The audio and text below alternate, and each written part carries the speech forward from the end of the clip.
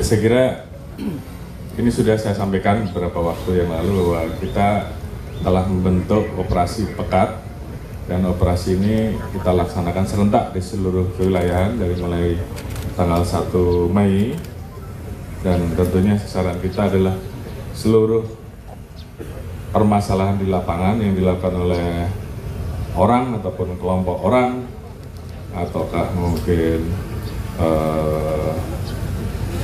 dalam tanda kutip yang selama ini membuat masyarakat menjadi resah dan mengganggu kegiatan masyarakat sehari-hari, tentu itu akan kita tindak tegas. Dan saya selalu menyampaikan, silakan laporkan kepada anggota kami melalui saluran-saluran yang sudah ada, apakah itu saluran telepon ataupun saluran-saluran yang lain, atau datang langsung, silakan.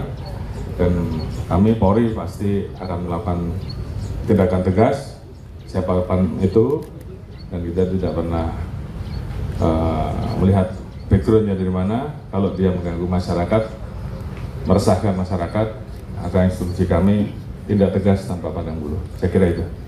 Pak Jenderal, terkait pemberantasan preman, apakah ini program jangka panjang atau hanya sekedar terobosan Polri saja?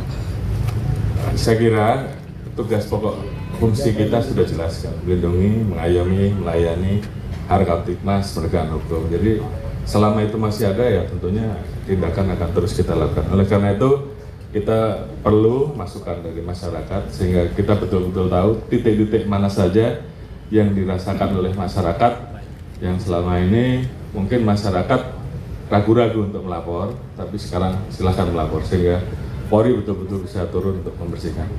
Terima kasih. Terima kasih. Agak mundur dikit boleh ya? Mundur. Belakang. Ragu-ragu untuk melapor, tapi sekarang silahkan melapor sehingga Polri betul-betul bisa turun untuk membersihkan. Terima kasih. Terima kasih. Demikianlah serangkaian.